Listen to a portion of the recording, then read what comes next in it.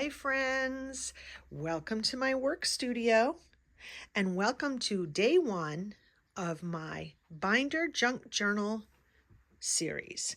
In this series, we are going to take a regular binder and we are going to make a beautiful junk journal that also serves the purpose of organizing something you have a lot of. In my case, it's going to be mail, happy mails I've gotten over the years.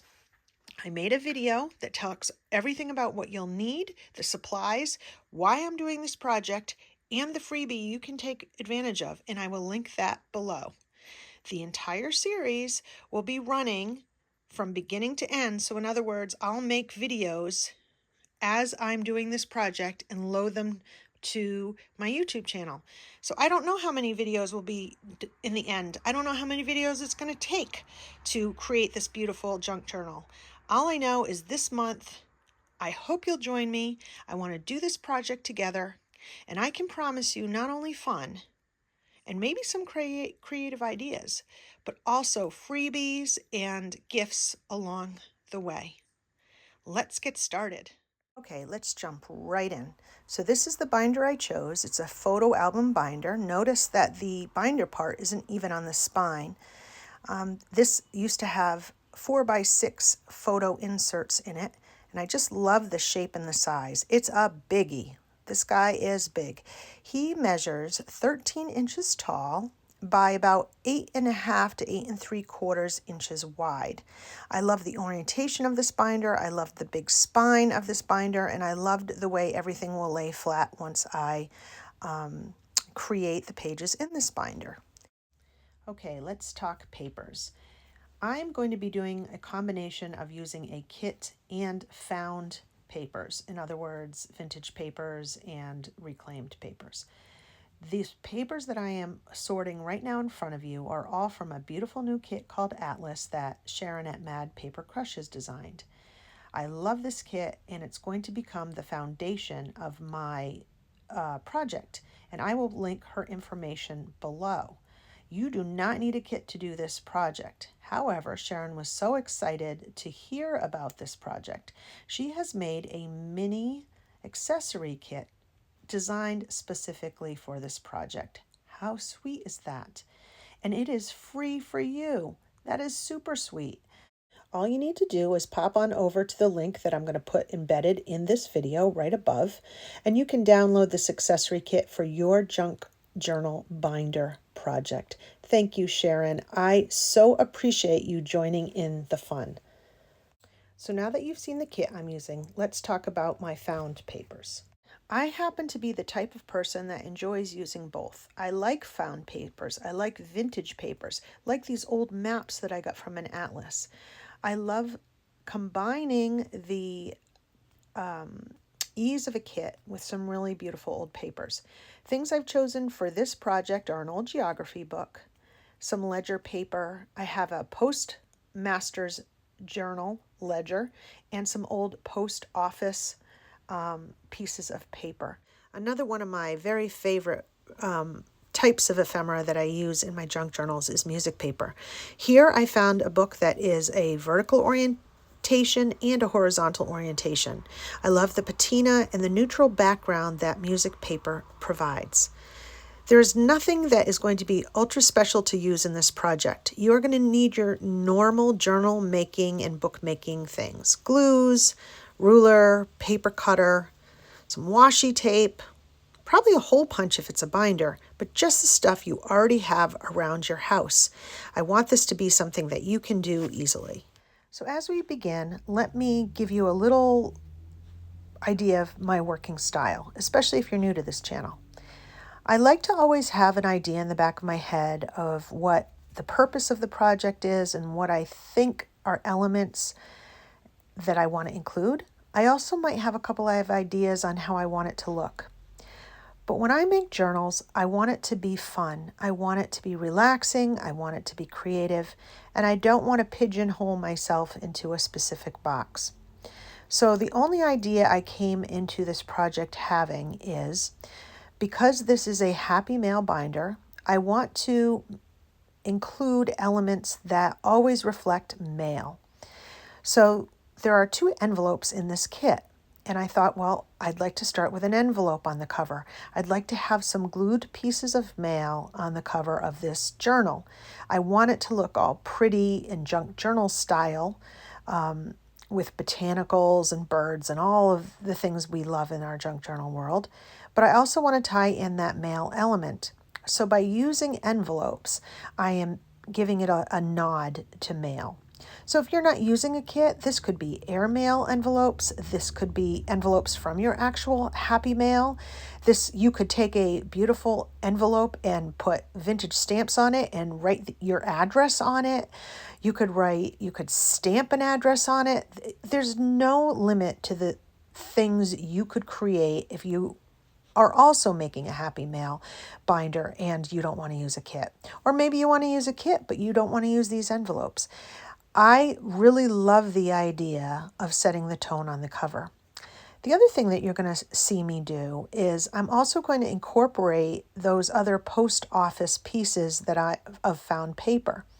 Again, because this is a mail a binder, like a Happy Mail binder, and the junk journal theme is my pen pals, I want to make sure that I am including those mail elements.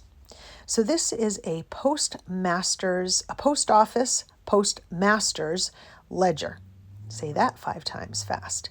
And it's like from the 1930s. I found a few of them at auction. Has lots of cool writing and words on it. And the advantage here is that it's the right size for my journal. A kit is an 8.5 by 11, and this is much bigger than that. So I would have had to cut and add to it anyhow. I love the fact that this paper is tall and already the right dimensions for me. The other thing is I often like to use very calm papers in the background of a collage. I want something very neutral that my eye can land on and that will really let those other pieces pop. So as you can see, I have the 2 envelopes, which represent the mail. I have the postmaster's paper, and now I'm going to start pulling out pretty elements, pretty pieces of ephemera, little snippets of color and images, and I'm going to just start collaging. Now, if collage is something that you're a little uncomfortable with, just try to keep in mind that there is no right or wrong way to do anything. You just have to feel it out. I am a collager that goes on the principles of I don't like things centered. I definitely want to make sure I have a focal point and that my eye isn't competing with too many things. But I rely on my gut a lot. I just try things out. I rearrange and arrange things and just see how they feel. See if they feel like they're too busy or if the composition is working for me. Oh, it's a freebie alert. That means that I have a little gift for you. There is a 1-page kit that is available, or a download, ephemera download, of some globes or maps from my 1800s geography book. You may want to use it in your project or in a future project. It's my little gift to you. So that is gift number 2, and we're only in video 1. There's a great little download from Sharon, which will have information on how to get that down below, as well as the globe kit. So let me get back to the project. So why did I choose a globe? Well, obviously I chose a globe because I'm communicating my pen pal relationships around the world. I think it's important when we're making a cover to communicate what's inside. So think about that when you're thinking about what are you using your binder for? Are you using it for recipes or cooking perhaps? If you are, you might maybe put a family recipe on the front or a recipe card. Maybe you'll fussy cut out some pots and pans or some vintage cookbook pieces, and you'll put that on the cover. I had somebody tell me they're going to be using theirs to organize their paper dolls, which I absolutely love. So maybe they'll make a copy of the paper dolls and fussy cut those out and maybe glue a couple paper dolls to the front. Maybe they'll take a really pretty pair of scissors, like a image of a scissors, and you could fussy cut out a pair of scissors with the paper dolls. I just think it's like a really cool way of, especially if you're making a junk journal that's organizing something, kind of saying what's inside without saying what's inside, right? So I'm saying with this globe and with these envelopes and with all the little ephemera pieces that have to do with postage and mail, that this is my Happy Mail pen pal organizer. What are you going to say with your binder? What is your theme? What would you like to organize? That's always a really great jumping off point for your cover. What are you going to use your binder junk journal for? I'd love to hear it. Put it in the comments below. I'd love to hear what kinds of things people are organizing out there. Also, if you're having a little bit of a block on how to start your cover, feel free to put it in the comments as well. I'm sure there are a lot of crafty folks who can chip in a few little suggestions, and I'll be happy to give my thoughts as well. So one of the things that I tend to do with kits is I do use kits exactly how they're created, but I also like to pull elements out of them. One of the things I was most drawn to in Sharon's kits are the use of the forget-me-nots. I happen to be really attached to that flower. It's something I associate with my mother and my grandmother, and I really love the blues. And I really love how the blues and the yellows of this kit really balance well with vintage maps, which tend to be a little bit more muted in color. So I'm looking for elements that will also play well with maps like these numbers. I'm also sort of feeling out the balance of this page, and I decided that I'd like this envelope to be an actual interactive piece on the cover, but it's only regular printer paper. It doesn't have a lot of weight to it, so it's not going to have a lot of structural integrity. So I've cut this piece of cardboard, light cardboard, to fit inside the envelope. This is going to make the envelope a little bit more 3D. It'll stand out on the cover a little bit more, and it will also make the piece hold up to me putting a tag inside, or like I said, using it like an interactive piece. So when I'm doing collage, obviously I am moving things all around, trying to find the best balance and what feels right to me. But we could do this all day. So how do you finally commit? What I do is I narrow it down to anchor pieces. As I decide bigger pieces where they definitely should go in my mind, I start gluing them down. I don't often glue their edges right until the end because I'm not sure whether or not I'm going to want to slip something underneath. So a lot of times I will glue something down in the middle, or for the most part, but I'll leave corners or edges still able to be manipulated. I knew the blue floral piece with the forget-me-nots, I knew I wanted it there because I want it to sort of spill over onto the spine. So by gluing down these big anchor pieces as you go, you can then start narrowing down the smaller pieces. I like to be consistent with colors. So if I have a color blue on the left-hand corner and the right-hand corner, I want to put a little piece of blue in the middle too, so that my eye is following that blue from left to right. That's why I'm putting in that little piece of wallpaper. It also makes the envelope stand out a little bit because there's a nice little color piece behind it. So now what I'm going to do is I'm going to glue down the flaps of the envelope. Oh, no, I'm going to give myself a thumb hole so that now I know envelopes don't generally have thumb holes, but I want it to be obvious that this is an interactive piece that can be used. So that way we know it's like a little pocket. So I'm going to glue the cardboard inside so that the envelope has some structural integrity. Then you're going to see me glue this envelope to the cover. Now you'll notice that I use art glitter glue when it's just paper to paper and if it's sort of like just laying flat. But because this is a piece that will be interactive, that I'll be putting things in and out, it might have a little bit more wear and tear. So I'm going to glue that down with Fabri-Tac. I want it to hold a little bit better than just using art glitter glue or a white PVA glue. I want to make sure that this envelope can stand up to a little bit of sliding papers in and out. And because it's slightly heavier than just a regular piece of paper, I want to make sure that it stays put. So that's why I am using two different kind of glues on the cover. So effective collage generally has many layers, and when I feel like I'm kind of getting close to finishing a layer, then I try to introduce a second layer. So a good easy second layer is washi tape. I don't tend to like straight edges or too many straight edges in a collage. So by ripping off small pieces of washi tape and putting them on the straight edges, I soften those lines and I add another layer. So I am using here is some Tim Holtz washi tape that happens to have ledgers on it. So it goes really, really well with this particular collage.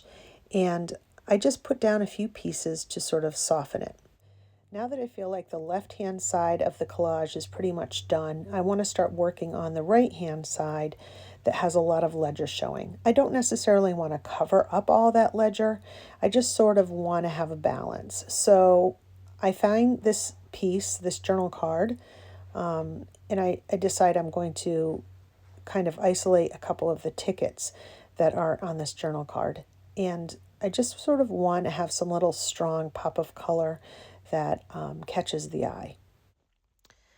It's a double ticket piece of ephemera, and when I put it on the cover, it's cute, but I think it's a little bit too much. So I decide I'm going to just cut out the blue piece. I like that it's a stronger blue than the more subtle blues on the cover, and I just want to try it out in a few different locations with a couple other pieces to see if I can find the right fit.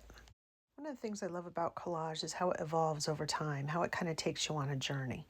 So I know I want that little blue ticket in the corner, but I'm still feeling like there's something missing, and I decide it needs another piece of mail. But I don't want two envelopes. I want a different type of mail, and I know that there's a postcard in this kit. So I decide I'm going to have an envelope and a postcard. So now it's just a matter of playing around with the location of the postcard and that blue ticket, and then I feel like I'm really getting close to having my cover layout pretty much done. So we have the first layer of collage being the paper, the second layer being washi tape. Now I want just another element of design or layer, since this is the cover and I feel like it's worth a little extra effort. So I'm going to take some of my ink pads, the oxide inks, and I'm just going to sort of water them down with water so I can activate the distress inks. And I'm going to lightly tap those colors into the postcard. There's just some like rusts and browns and blues. And then I'm going to take my splatter brush and I'm going to just put a few little dark splatters as well. This is just going to give a little dimension to the cover, and even the most beautiful kit can look very flat if you don't add something to it, like another layer. So this just sort of takes a kit and elevates it to blend better within your own project, especially when you're mixing it with some found papers. It kind of ties all those found papers together if they have these ink splatters on them and just these little additional oxide touches.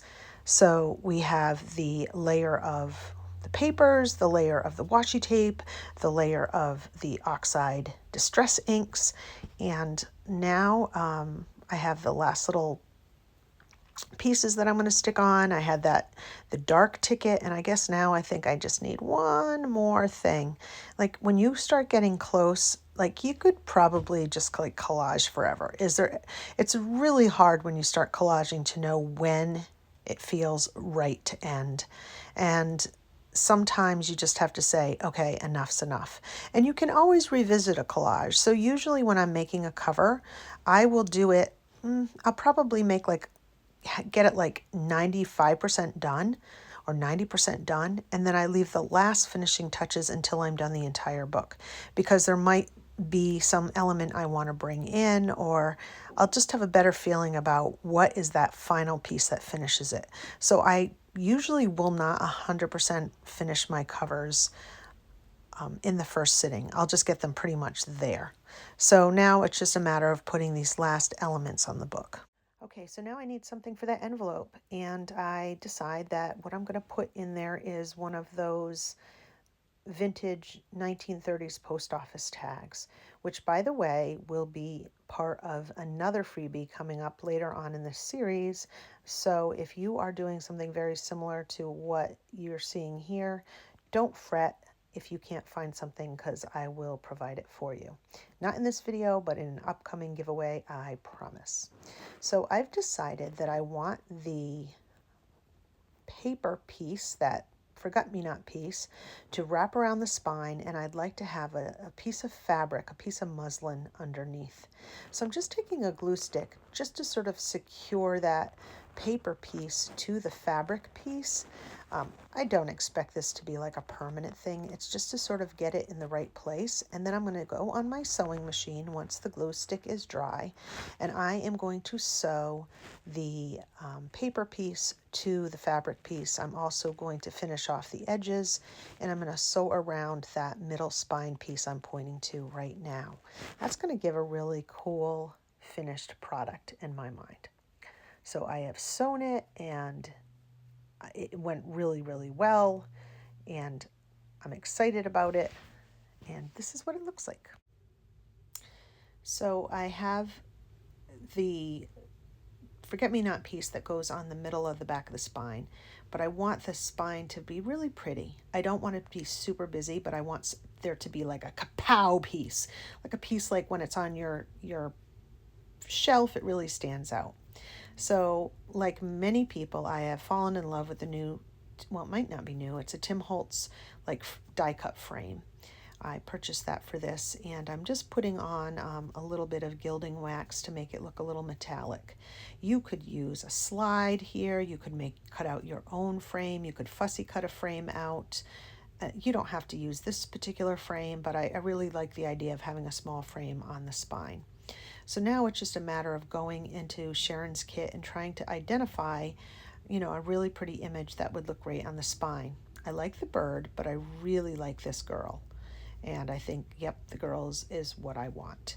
She kind of represents a person, and my pen pals are obviously people. They're not birds. Although we are birds of a feather and we flock together, my pen pals are in fact actual people. So I'd like to have a little person on my spine. So I'm going to zoom back and show you that I am going to basically glue this girl in the frame and then put it on the spine. Because I'm not ready to glue this piece onto my spine yet, I want to make sure when I glue the frame with the girl in it that it's exactly where I want it to be on the piece so that it's centered. So what I'm going to do is take these clips and sort of make sure that the cloth piece and the front cover are exactly where I'm going to want them, so that when I glue the girl on, she's going to be centered. I don't want there to be a surprise later on when I try to glue this piece onto the book. I guess I could have put it on last. In hindsight, maybe that's the easier way to go, but when you're just kind of doing things as they go, you're just kind of problem solving, and this was the best way for me to line it up ahead of time. So I am just fabric-tacking her on, and I think she looks great. Again, I don't want my spine to be ultra busy, so I'm really just looking at maybe doing the frame and then that one piece that wraps around, and then I'm going to throw on this last little ticket just to kind of finish the bottom and make the spine look all kinds of pretty. And here I'm just pointing out that I sewed around that ticket. So let's move on. Okay, so before we tackle the back cover, I would like to glue the front cover and the spine piece in place. I am going to use a lot of fabric tack because I do not want this to move. I want to make sure that this cover is nice and secure. I'm also going to fill in some little extra spots with my art glitter glue.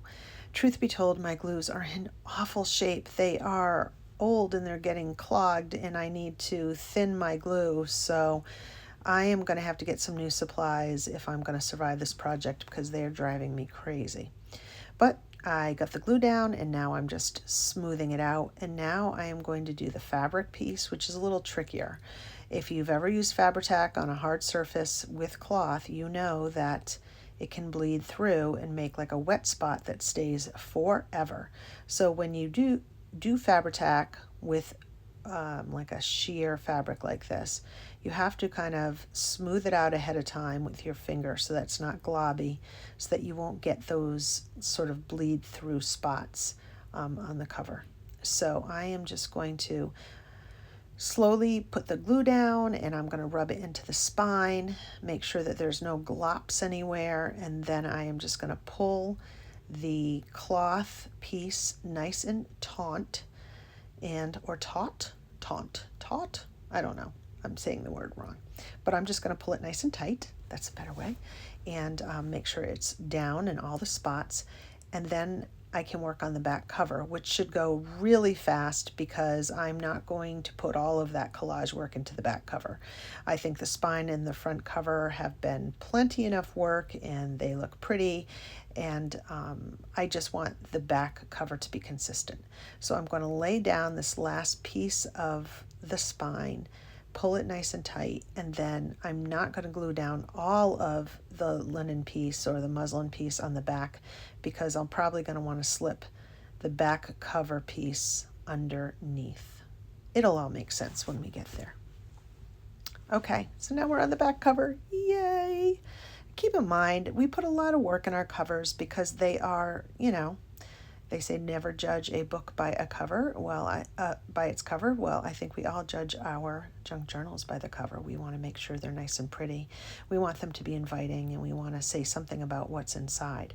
So as we go into the back cover, just know it's going to be a much simpler process. All right, we're rounding the corner and we're heading for home, folks. We're on the back cover. And this is where I feel like a kit can really come in handy because I really don't want to fuss too much with the back cover. Sharon has done such a beautiful job on this particular page. I feel like it's got lots of elements and it's a really beautiful layout, and I'm just going to kind of keep it as is.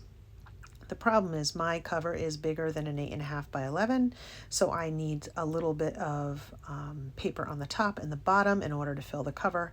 That's where my music sheet is coming in. It's a perfect balance for the 8.5 by 11 sheet of collaged paper that I'm using from the kit. I'm just sort of going to blend it so that it makes sense and works together. And yeah, it's going to be fairly easy.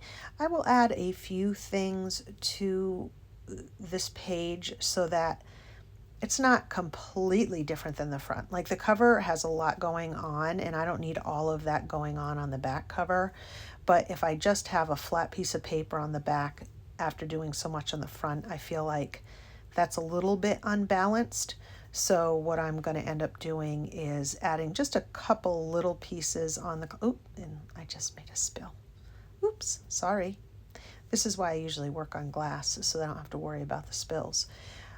So I'm just going to sort of make sure that everything's blending, and then I will add a couple little tiny collage elements on the surface of the back cover, just so that it has that same layered feel that the front has, but I'm not gonna work too hard at it. I don't have to work that hard on it. Sharon's already done the work. And you can use beautiful scrapbook paper, you can use beautiful wallpaper. You don't have to overthink it as well. You don't need a kit, but you also don't need to tax yourself on every single aspect of a junk journal. There are some pages that should be easier than others. Every page doesn't need to be a masterpiece. It just needs to be cohesive, it needs to make sense, and it needs to be pretty. So even though the back cover is not as involved as the front cover, I still want to mimic some of the same things so it's cohesive. I'm going to do a small layer of washi tape. I have a few little things that sit on the top, a few little collage. I also threw it through my sewing machine and just put some stitching on the edge so that, it's consistent. We're not looking for the same level of detail, but we're looking for consistency. So now it's time for us to glue it on the back. I'm going to throw a little bit of ink just to define the edges, mostly because the music paper was so light and I just wanted to make sure it showed up. So I glued it and put that on, and now I'm going to put a little strip of music paper on the bottom so that just balances off the top, and that'll go on. And then the last step will be gluing the muslin fabric down to the back cover. So again, I'm going to do the same thing, but because the paper is more porous and absorbent than the spine, I've taken like a credit card, that's what you saw me do, just to kind of spread that glue out and make it as thin as possible. We want that very thin layer because we don't want any bleed through coming through the muslin piece. And I think our back cover is done. I love how it wraps around. I love the feel on the front. The spine is super cool to me. The inside, I already have ideas now based on the outside cover. That's why I don't try to overthink it, because things evolve as you're going. Now I have all these ideas going through my head based on what we designed. I love this interactive piece, and again, that tag will be a part of a kit to come, so we'll look out for that. I'll have future freebies to come. Thank you so much for joining me. As we finish up this video, let's take the book outside. I'd like to show it to you in natural light since my workspace is so dark. I love the colors. I love the spine. I love the frame on the spine. I think it really does have that junk journal feel, and I love that there is reference to what's inside with the mail and the globe, and I just can't wait for the inside. I already have ideas popping around in my head.